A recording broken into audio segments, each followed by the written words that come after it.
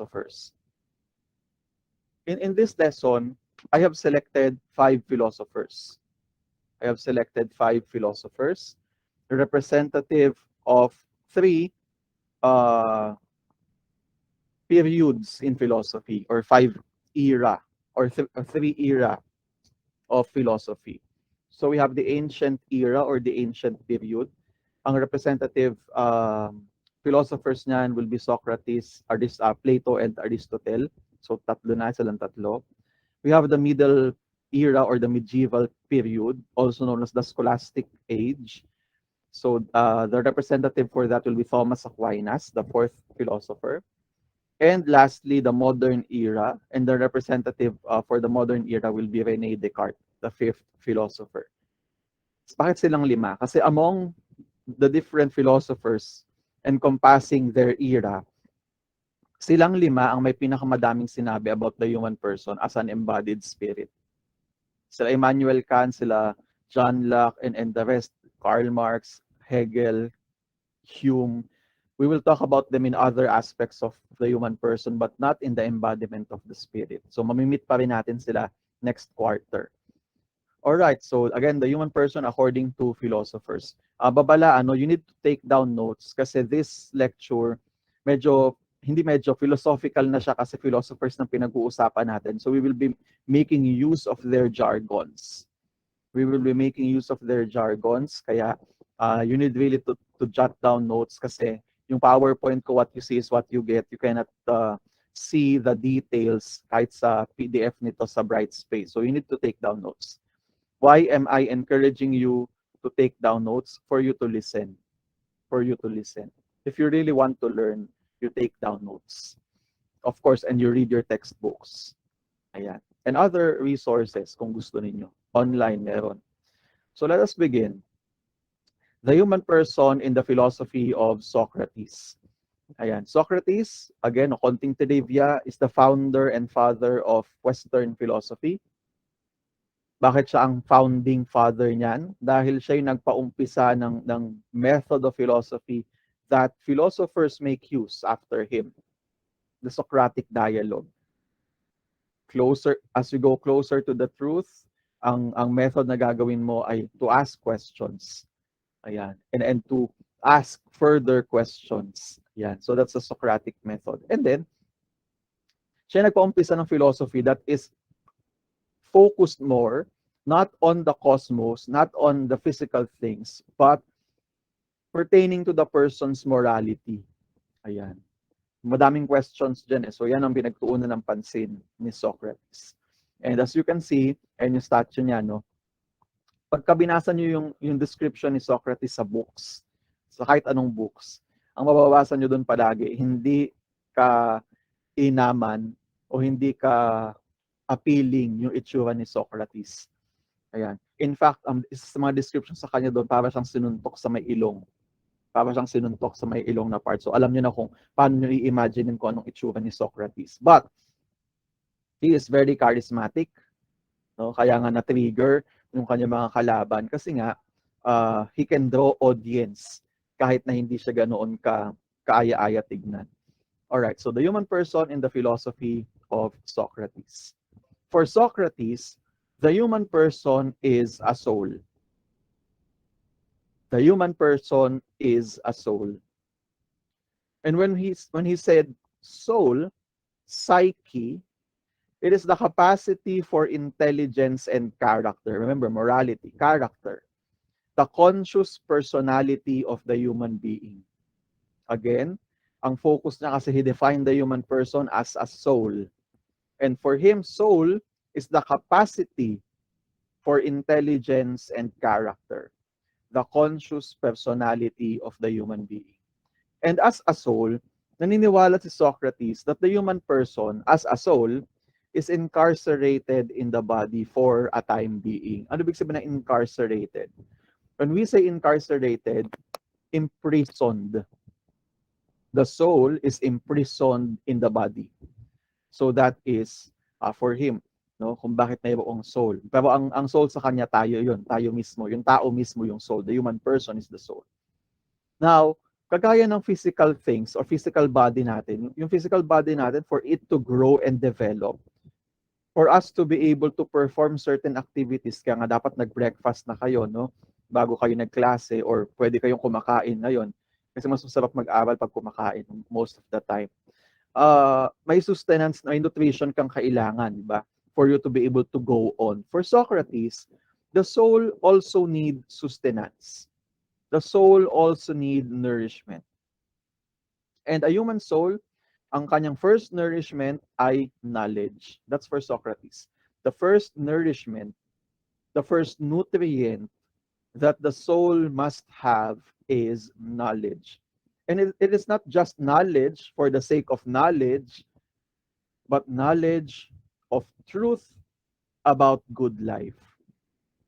Knowledge of truth about good life. Now, we may as well ask the question, how can I, as a human person, as a soul, have knowledge of truth about the good life? How can I attain this first nourishment of the soul? The question lies dito sa quotation ni Socrates. An unexamined life is not worth living. By the way, ito nalimutan ko. Buti hindi ko pa nasasabi yung sagot. Punta kayo sa chat box, i-click nyo na yung form. Magpo-post ako saglit. Munti ko na makalimutan. Ayan yung form. Kasi kasabay ng aking discussion, ang pagsasagot ninyo ng written work number 4. This will be your last written work for this quarter, for the third quarter, and it is for 20 points. Meron diyang 4 na question, and you need to be very careful. You need to focus attentively to the lesson, kasi yung sagot babanggitin ko.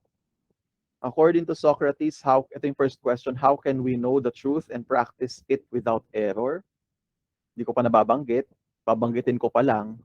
Number 2, according to Plato, how can the soul remember what it forgets upon imprisonment in the body? Number 3, according to Aristotle, the soul and the body is inseparable. What is the term used to describe that doctrine of Aristotle? And lastly, what is the core doctrine of Aquinas' notion of the human person as an embodied spirit? Listen carefully. Kung 20 points yan, hindi ibig sabihin 5 points each yan. Hindi 5 points each yan. Pagkamali ka ng isa, of course, 0 yung isang yun. Pero pag mali lahat yan, 0 ka. 20 points, of course, a perfect answer. Pag 3 points ang binibigay kong score ay 18. Kapag 2 points ay 15. Ayan. Pagka walang itinama, 0. So, 0 over 20 ka. So, that's it. So, habang nag-discuss ako, ulitin ko, nasa chat box ang Google form. Okay, balik tayo kay Socrates. Again, knowledge, for him, the first nourishment is knowledge. Pero how can we attain that truth about the good life? Sabi niya, an unexamined life is not worth living. Ano ibig sabihin ng unexamined life? Pagka unexamined life, your life is simply passing. You are very passive. Ang ginagawa mo lang sa buhay mo, kain, tulog, ligo, kain, tulog, ligo. Kahit nag-aaral ka, aral, kain, tulog, ligo, and so on and so forth. Walang reflection. Walang reflection. Walang introspection. Walang philosophizing. Kasi yung examined life that is worth living, that is made through philosophy. Or that can be achieved through philosophy. Simply put, on the question on how we can attain knowledge for truth about good life, we need philosophy. Philosophy is the answer. Now, hindi lang doon natatapos yung nourishment, because as human person, tayo, we are obligated to know the truth and practice it without error. We are obliged to know the truth and to practice it without error. How can we know the truth again and practice it without error? Again, through philosophy. Through philosophy. Kaya lang, that's not enough. Living in truth is also practicing the truth without error, and it is called wisdom. That's the second nourishment. Knowledge is not enough. You need to live the truth. You need to live in the truth. And that is wisdom. Sabi nga ni Socrates, those who live by the truth and in truth is called a wise man.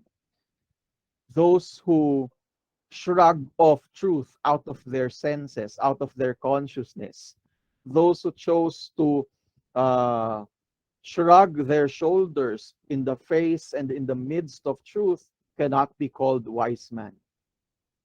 So for him, you need to be wise. And to be wise is to live in truth, to practice truth without error. Sabi nga ni Socrates, a wise person does what he knows. A wise person does what he knows. So it follows, merong third nourishment. The first nourishment is seeking the truth, that's knowledge. Second nourishment is living by and in the truth, that's wisdom. And the act of living in that truth, in that wisdom is called virtue. Virtue. And for Socrates, the soul must be virtuous.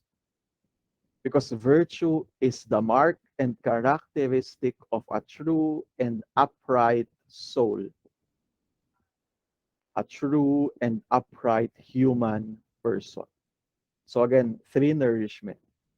Knowledge, the soul needs this. Knowledge, wisdom, and truth. Kaya nga nung mamamatay na si Socrates, when he already drank hemlock, yung poison niya, may habilin pa siya sa mga estudyante niya.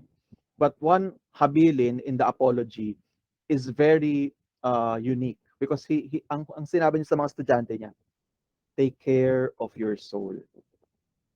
Take care of your soul. Nung sinabi niyang take care of your soul, it implies your soul must have those three nourishment. Be careful and always have this three nourishment for you to be able to take care of your soul. So that's Socrates. Next off. The human person in the philosophy of Plato. So Plato was the brightest star student of Socrates. Yan. Sa lahat ng estudyante ni Socrates, although may iba din na sumulat ng dialogue na si Socrates din ang bida, ang pinakamadaming ginawa at may pinakakilala at sikat, of course, si Plato. Oh, by the way, trivia, hindi Plato ang totoong pangalan ni Plato. His real name is Aristocles. Yan, siya si Aristocles. Pero bakit siya tinawag na Plato? Kasi yung Platon, ang ibig sabihin niyan sa Greek, broad or wide. Broad or wide. Malapad, no? May dalawang bahagi ng katawan si Plato na malapad. Number one, yung kanyang noo. Kung sa panahon natin, baka sabihin pa natin, baka lalandingan ng airplane kasi malapad ang kanyang noo. Pangalawa, malapad ang kanyang shoulder. Kasi athletic itong si Plato. He was very athletic. Kabaliktaran siya ni Socrates, by the way. Kaaya-aya daw tignan si Plato. So, yan si Plato, no? Kaya ang tawag sa kanya Plato, broad. Now, what is his philosophy of the human person? For Plato, the human person is a dualism of the soul and the body. Anong kinaibahan yan sa composed of body and soul? Kasi pag sabi mo lang composed of body and soul, maaaring madaming pwedeng interpretation doon. But for Plato, the very interpretation of that is dualism. Mayroong dichotomy. Duo means two. Dichotomy, you cut it in two. The human person is divided into two. That's the dualism. The human person is divided into two. A soul and a body. For Socrates, it is only a soul. The human person is just a soul. For Plato, the human person is soul and body. Soul and body. He continued the basic teachings of his master, of course. Pero yun yung innovation na ginawa niya. Soul and body. Plato believed that the human person is subject to change and permanence. The human person is subject to change and permanence. Kasi during the time of Plato, there are two prevailing principles or philosophies. Two prevailing principles. Number one is the principle of permanence, and number two, the principle of change. Tanungin ko kayo, ito graded recitation ito, kailangan ninyo mag-chat sa chat box. Ang body ba, anong principle niya? Change or permanence? Ang soul kaya, ano ang principle niya? Change or permanence? Pagka tinype nyo, lagay nyo body, change or permanence. Soul, lagay nyo change or permanence. You may begin answering now. Yan, chat nyo lang. Keep the answers going. Again, pag hindi ko nabasa ang pangalan niyo sa mga chat, ibig sabihin wala kayong recitation. Kahit present kayo, zero kayo. Alright? That will be your performance task number 4. Okay, thank you sa mga nakasagot na. Body changes. May clue na nga yan sa sa screen, Nakita na siguro nung iba. The body of the human person is subject to change and impermanence. Okay, sige, keep the answer going or coming. Now, again, the body of the human person is subject to change and impermanence. Nevertheless, since the human person has the capacity to know, ito naman yung ano niya, Ito yung kanyang kabilang yung permanence na sasabihin niya. Since the human person has the capacity to know the unchanging and permanent, part of the human person, therefore, should be permanent. Kasi sabi niya, nemo dat quod non habet. Ibig sabihin, you cannot give what you do not have. You cannot give what you do not have. If you do not have permanent, you cannot know anything permanent. Since there's a part of you that is permanent, it implies that you know something is permanent. So that's his justification for the permanence of the soul. In other words, whatever knows the permanent must itself be permanent in some way. And for him, the permanent part of the human person is the soul. The soul. So there is dichotomy between the soul and the body. Saan nagmula itong dichotomy na ito ni Plato? Itong dualism of the body and soul. Again, remember the allegory of the cave. Nung pinaliwanag ko yan nung tayo ay nasa introduction, nasa branches of philosophy. Yung picture ni Plato na nakataas ang kanyang daliri, kasi reality for Plato is in the world of forms. That's part of the allegory of the cave. Di ba? Sa allegory of the cave, may cavemen. Sa likod ng cavemen, mayroong fire. Yun yung nagsisilbi nilang ilaw doon. But their notion of the things around them, yung reality for them, yun yung shadows na nakakast because of the light of the fire. So shadows. They can see the shadow of people coming across the cave, yung mga plants na dala nila and animals, yun yung kanilang reality. They believe that's the appearance of everything that they see. Pero may nakalabas sa cave. And then all of the surroundings ay naiilawan ng sun. So therefore, yung akala nilang totoo, akala nilang yun yung appearance when he was in the cave, iba palang itsura in reality. So, dun sa kwentong yun, may dalawang reality. There's the world of form outside of the cave, and there's the world of the senses inside the cave. Pag in-apply natin sa atin yan ngayon, itong mundo natin, itong nakikita natin ngayon, this is inside the cave. The perfect counterpart of everything that we see around us, even our perfect counterpart, should be in the world of forms. That's dualism. That's dichotomy. So for Plato, the soul is from the world of forms. Lahat ng bagay natin, yung cellphone na ito, yung stabilo na ito, yung mga perfect form nito nandun sa world of forms. At kung nakikita natin, it is just a product of the world of the senses or the sensible world. Pero ang soul natin, nawala sa world of forms. Nasa napunta? Sa hindi nating malamang dahilan, kasi hindi naman ito nasusulat, walang kapitulo at bersikulo sa Republic of Plato na nagsasabi kung bakit, pero naparusahan daw ang soul, according to Plato. The soul, kagaya ni Socrates, the soul was imprisoned in the body. The soul was imprisoned in the body.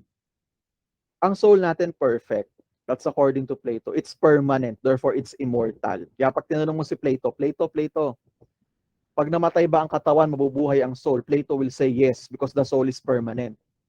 The soul is perfect. Pero how come? Sabi, bakit parang hindi alam ng soul na siya ay perfect at siya ay permanent? O kahit yung perfection, hindi niya alam na perfect siya. At yung ginagawa ng tao, hindi rin perfect. Ano sagot ni Plato? The soul forgets. O, tignan nyo na yung Google form yun, sabihin ko na yung sagot. The soul forgets. When the soul attaches itself in the body, because of the senses, the soul forgets. Now, for the soul to ascend back to the world of forms, according to Plato, the soul must remember. Remembering. But ang tanong, how can the soul remember? How can the soul remember? Everything that is true, good, and beautiful and perfect in the world of forms. How can the soul remember? Now, Plato said, the soul can only remember through philosophy. Philosophizing. So the same thing as with Socrates. Philosophizing. Philosophy is the method. Reflection is part of philosophizing. When you reflect, you try to remember. The proper word actually here is recollection. Philosophy through recollection. Di ba pag nag-recollection ka, hindi ito yung recollection na ginagawa sa mga schools, ano? Pero yung simple term of recollection means you are gathering everything. You are collecting to connect everything. And in that way, the soul will remember. And then, when the soul remembers, when the body dies, the soul will go back to the world of forms. Pag hindi niya naalala, kaya nga medyo shady ito, no? Pwedeng sabihin natin that Plato believes in reincarnation. Kasi, kapag hindi nakaalala si soul, the soul will latch itself again to another body. Pero hindi yung buhay na body, ano? Kasi for Plato, the soul can only attach in a single body in a lifetime. So, through fertilization o sa pagbuo ulit, conception ulit ng body, doon lang ulit siya mag-a-attach.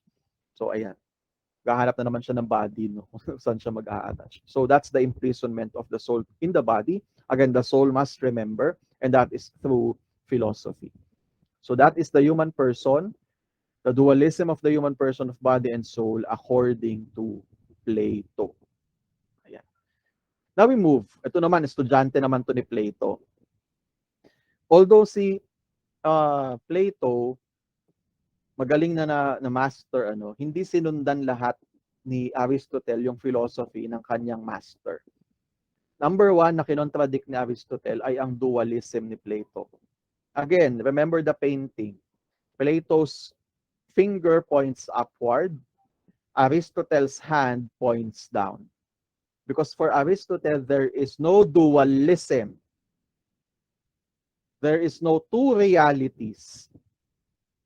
Matter and form should not be separated. Body and soul is not separated from each other. The true form of the body is here. The true form of everything is here. It's not there in the world of forms. Yan ang unang-unang yan ang unang-unang notion ni Aristotle. So for Aristotle, instead of the dualism of the body and soul, ang kanya ay the unity of the soul and the body. They are united into one. They are united into one. Ano yung justification dyan ni Aristotle? Number one, according to Aristotle, a thing would undergo change, meron pa ding change, a thing would undergo change insofar as the nature of such thing permits it to be such. Ano ibig sabihin? Ulitin ko ha. A thing would undergo change only insofar as the nature of such thing permits it to be such.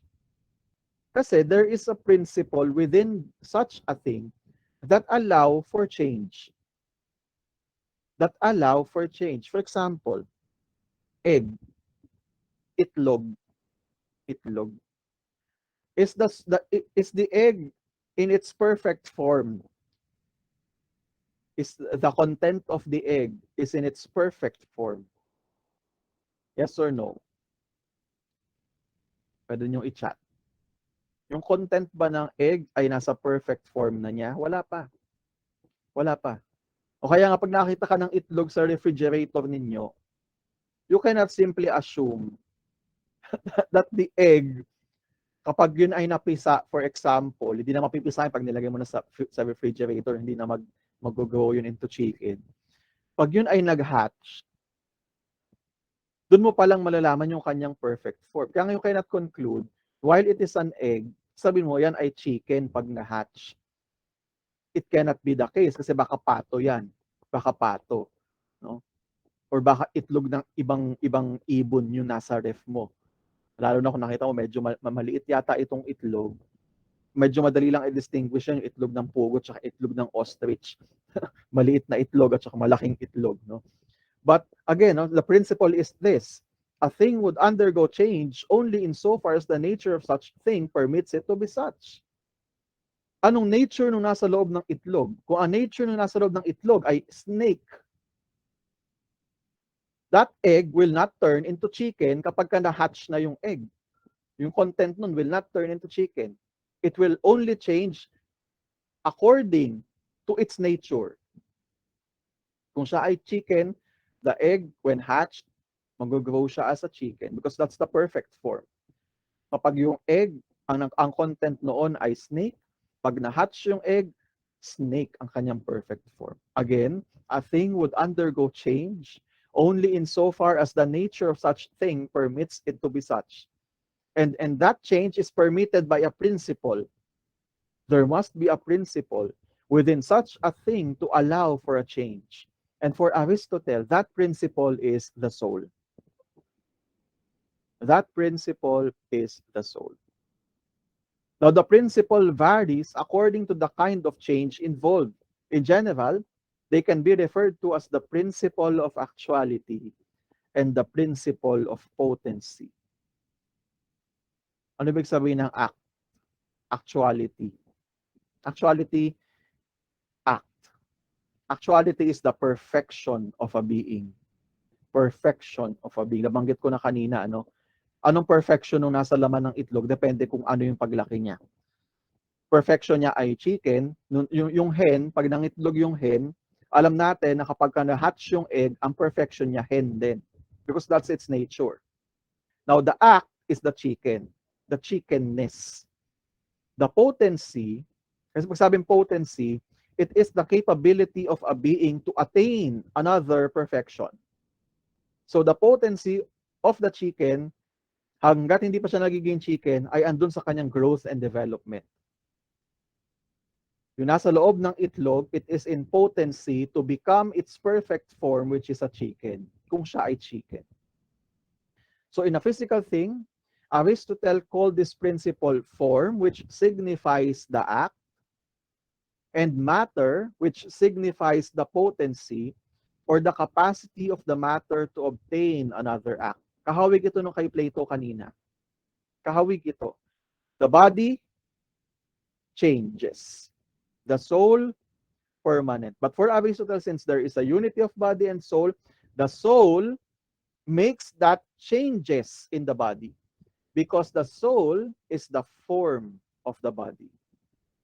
The principle, yan yung form. That will allow the change to happen so that the potency in a particular being, in this case, the human person, will be achieved. Kaya nga, ang soul ni Aristotle, it's not psyche. The soul of Aristotle is anima. Because it animates the body. And this doctrine of the unity of body and soul, this doctrine of the form animating the body, because they are one, sabi niya, the form cannot animate the body if it's not in the body. Therefore, it should be in the body. They should be one. They must not be a separate entity. They must be one. And that doctrine Again, look at your Google form. That doctrine is called hylomorphism. It is the hylomorphic doctrine or hylomorphism. Pwede ang hylo, no? May mga books na gumagamit ng hylomorphism. Pero hindi naman book na gumagamit ng hyle. Hyle, ang spelling niya na Hyle, morphic, or hylomorphism, papalitan nyo lang ang phism, phism. Okay. Nagmula yan sa two Greek words, hyle and morphe. When we say hyle, kasi they are one, ano? Hyle means matter or wood, to be exact. And then morphe means form. Sa hylomorphism, they are one. The body consists of two intrinsic principle, one potential matter, and a substantial form, the actual form. So they are one. The body, matter, the soul is the form. The body is the matter to the soul, while the soul is the form to the body, and they are inseparable. That's hylomorphism. The soul is the principle of life. It gives life to the body. It is the perfection of the body to be what it is. Kaya nga, for Aristotle, if you are going to ask him, Aristotle, pag namatay ba ang body, what happens to the soul? Aristotle will answer, since they are inseparable, kasi kayo nga sumagot, i-chat nyo sa chat box. Since the body and soul is inseparable, what do you think will happen when the body dies? What will happen to the soul?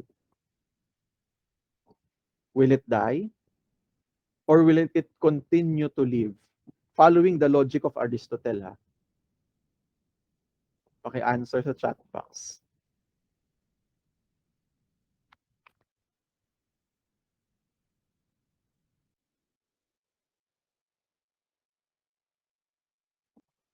Okay. All right. So, same answers. Ano, mamamatay. It will die. That's the logic of Aristotle. Kabaliktaran nung kay Plato. Since intrinsic, they are one. They are not two different substances. When the body dies, the soul dies with it. That's according to the principle of hylomorphism. That's according to Aristotle. Kaya nga for Aristotle, it's not like yung sinabi ni Plato. Ano? Si kay Plato kasi, meron three parts of the soul. For Plato, there are three parts of the soul. Rational kay Plato nasa head, sensitive nasa chest, and then yung vegetative or yung gut soul ay yung nasa abdomen, parts. For Aristotle, it's not parts kasi you cannot divide the soul into parts. For Aristotle, kinds of soul. So vegetative soul, yan yung soul ng mga halaman. Their function is simply to grow, for nutrition, through photosynthesis. Some other plants, iba yung kanilang means of nutrition. Sensitive soul or the sentient soul, yan yung animal soul. Kaya nga animals operate only on instinct, instinctual. And then the rational soul belongs to the human person, to the human beings only. Tayo lang ang rational soul. For Plato, the rational part of the soul lives when the body dies. Remembering diba? Remembering. But for Aristotle, lahat ng klase ng soul, pag namatay ang matter, mamamatay din, mawawala. They will be lost. Alright? So that's according, nakakalungkot lang, but iniisip mo, but that's according to Aristotle. That's his philosophy. Okay? So now we move to the Middle Ages, to the medieval period. Ayan. The most prominent philosopher/theologian during this period is none other than Thomas Aquinas. Thomas Aquinas. Nakalungkot na kasi yung representation of the medieval period sa mga philosopher of the modern period ay Dark Ages. But in reality, it's not. In fact, some scholars now believe that it was Enlightenment period after René Descartes that should not be called Enlightenment period. Sabi nung iba, ang tawag dapat doon ay Endarkenment period. Kasi nagkalabo-labo na after René Descartes. nagkagulo-gulo na ang philosophy after Rene Descartes. Yung ayos, yung structure, hindi talaga sa ancient na form yan. Yung structure of philosophy was formed in the Middle Ages with the help of these scholastics, particularly of Thomas Aquinas. Kaya hindi ko tinatawag na Dark Ages ang Middle Period or ang Medieval Period. No. Ayan. Although prominent dyan ang dogmatism, both of religion, science, and philosophy, hindi natin siya pwedeng tawagin na Dark Ages because of the too many contributions of this period, particularly in philosophy, theology, medicine, education, economy. Lahat yan nagmula in the Middle Period or the Medieval Period. Okay, so now let's move to the philosophy, the human person in the philosophy of Thomas Aquinas. Now, one thing that you need to remember, Thomas Aquinas was an Aristotelian philosopher.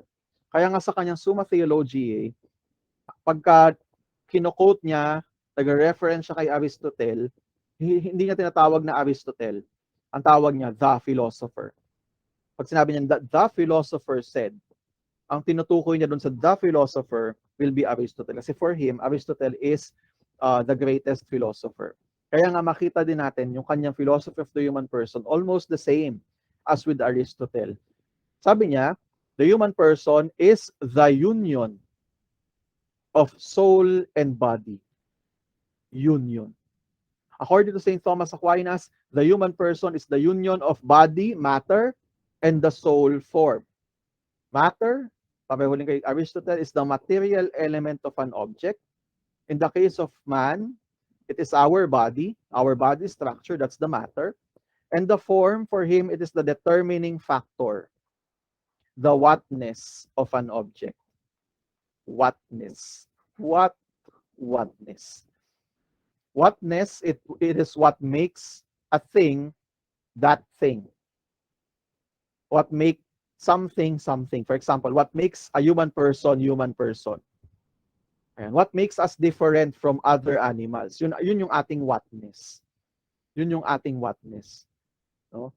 And what makes us different? Of course, it's our rationality.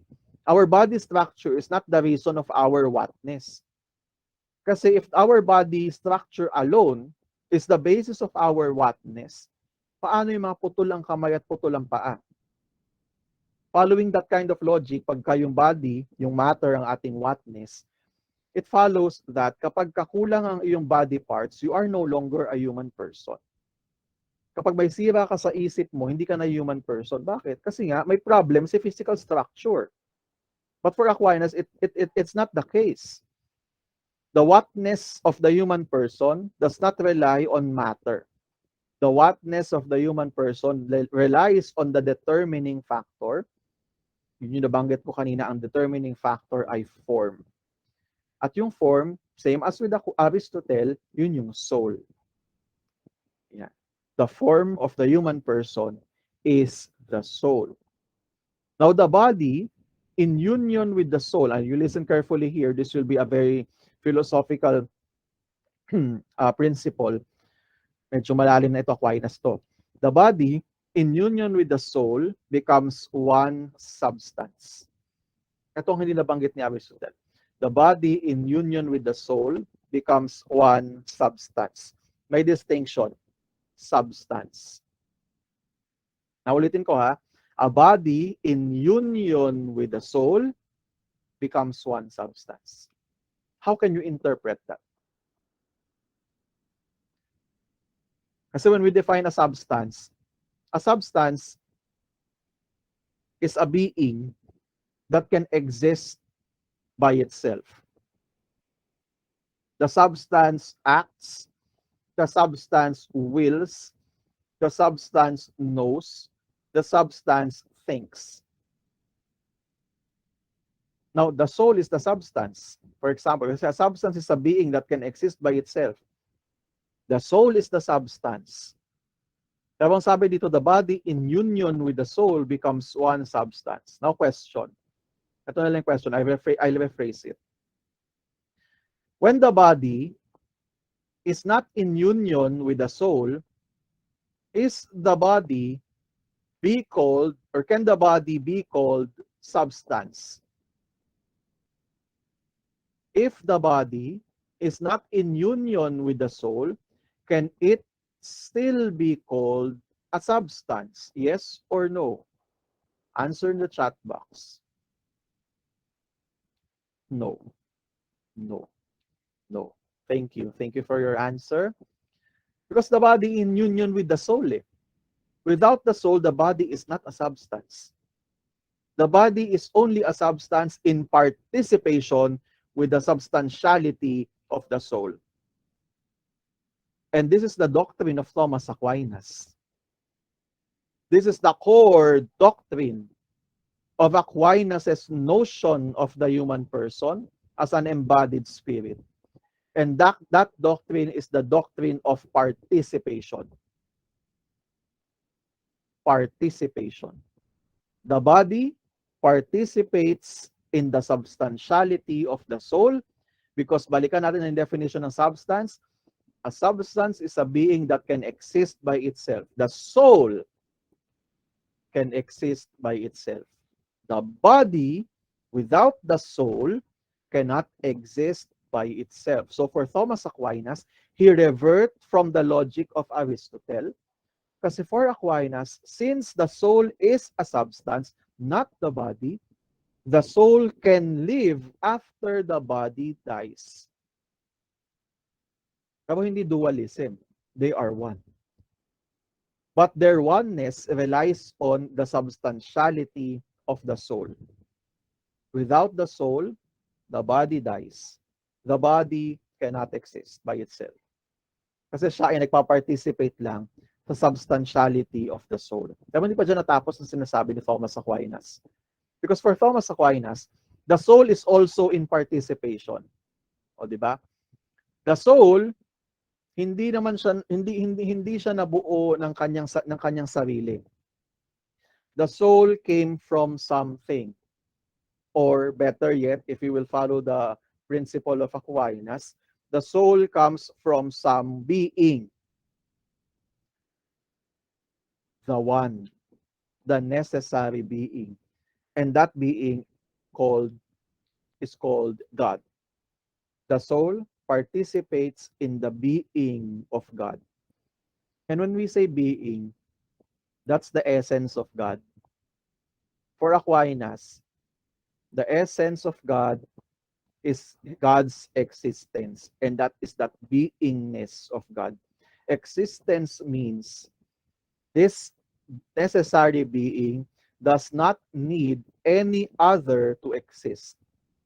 He exists, this God exists on his own. Existence is his essence. Kaya nga pag binasa mo si Exodus chapter 3, when ito may philosophical din ito, no? In the Bible, this is somewhat philosophical because it will also be used by Aquinas. When God said, I am, it implies existence, the very essence. The soul participates in the existence of this non-contingent necessary being. Without this, the soul cannot exist. The body participates with the soul participates with God. That is the doctrine of participation.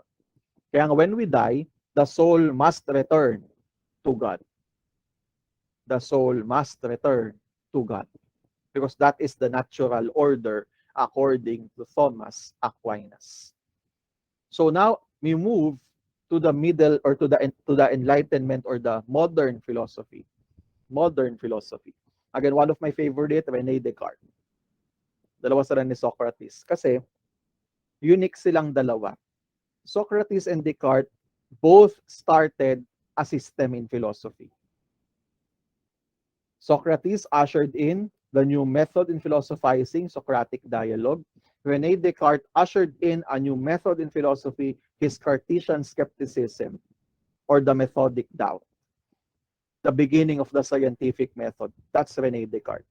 Hindi lang dapat natin siya kilala sa Cartesian plane na pinag-aralan natin sa algebra. Because he's not just a mathematician, he is also a quintessential philosopher. Ayan. So meron siyang philosophy of the human person, and that is what we are going to talk about now. So for him, the human person is, ayan, basahin nyo, parang robot, ultra-dualistic substance. Ultra, again, substance will be used. The same definition of Aquinas. The ultra-dualistic substance of man. So for René Descartes, the human person is an immaterial mind within material bodies. Sino ang kahawig ng philosophy na ito? The human person, when we say mind, kay Descartes kasi he will not be using the term soul. Ang madalas nang gagamitin dyan, mind. The mind and the body. In short, the soul and the body. So again, for him, the human person is immaterial mind within material body. Sino ang kahawig nito na philosophy? O sinong philosopher ang halos ganito yung description sa human person? If you're listening. Plato, yes. But most, kay Socrates. Remember, sabi ni Socrates kanina, the human person is a soul. Soul. For Descartes, the human person is immaterial mind. Immaterial, not material. It cannot be seen, it cannot be touched. It is not made of matter. Within material bodies. Alright, kaya lang, kagaya ni Plato, dualism. Magkaiba si mind at si body. They are two distinct substances. Descartes' ultra-dualistic view on the human person allows for the doctrine of the soul's continued existence after the body's death. Yung kanyang cogito ergo sum, I think na-discuss ko na ito. I think, therefore I am. Diba? Nagmula ito dito sa kanyang ultra-dualistic substance. Kung itong body ko is just a product of the deception of the evil genius, I can doubt my body is real. If my body is a product of a dream, therefore I can doubt that my body is real. If my body is simply a product of imagination, therefore I can doubt that my body is real. But there is something that I cannot doubt, and that is I am doubting. If I am doubting, it supposes that I am thinking. If I am thinking, therefore I exist. I think, therefore I am. Because I am a human person, I am an immaterial mind. The denial of my body will not deny my existence because I have a mind. I am the mind. That's the ultra-dualistic view on the human person. So for Descartes, pag namatay ang body, buhay si soul. Kasi siya ay thinking substance, hindi siya corporeal substance. In this case, Descartes reaffirmed the primacy of the soul over the body. For him, the man's soul is the thinking substance, the body as an extended substance. Ito naman yung version niya nung dualistic view of Plato. For Plato, the soul is in the world of forms, the body is in the world of the senses. For Descartes, the soul is res cogitans and the body is res extensa. Extension lang ang body of what the soul or the mind is, whose essence is to think. Ayan. So that's the ultra-dualistic substance of man. But for Descartes, kagaya kay Aquinas, yung mind is only a substance in relation to the substance of the one. For him, there is only one substance in existence. Isa lang talaga ang substance for Descartes. And for Descartes, the only substance in existence is God. There is, sabi niya, in the fullest sense, only one substance. And he admits it is God. God as the infinite substance at yung mind naman natin as a substance in relation to that infinite substance. Bakit ganun ang tawag niya? Kasi, kagaya kay Aquinas, the soul cannot exist without that one substance. That's his explanation. Yan ang kanyang ultra-dualistic substance of the human person. Kaya lang, of course, maraming criticism itong mga ito, particularly the body and the mind problem. Kung sila ay dualism, how come, or sila ay separate substance, how come the mind can affect the body and the body as well can affect the mind? What is the connection? Yan, yung mga pwede nating points or questions to ponder. Kasi minsan may case dati, no? Nag-undergo siya ng hypnotism. This is psychology, scientifically, mayroong data. And then, dahil dun sa process of hypnosis, andun siya sa isang mainit na kugon, no? Sabi sa kanya nung nag-hypnotize sa kanya, ikaw ay nasa isang mainit na oven. And then all of a sudden, the body shows burns. So the mind has something to do with the body. Sabi nila, the mind over matter. Mind over matter. And so those are some questions or some problems pertaining to this ultra-dualistic substance of the human person, according to René Descartes. There are other contemporary discussions that are worth studying and worth reading. Number one will be the near-death experiences. Although it's not scientifically proven, but there are many testimonies. Of course, the testimonies alone cannot account to scientific evidence. But of course, we all know the limitations of science. Number two, animal soul. And number three, the lost souls. Lalo na pagka magno-November na madami tayong nababalitaan at nararamdaman tungkol sa mga lost souls na ito. Okay, so that is the human person according to philosophers in the different periods or eras kung saan sila nag-philosophize.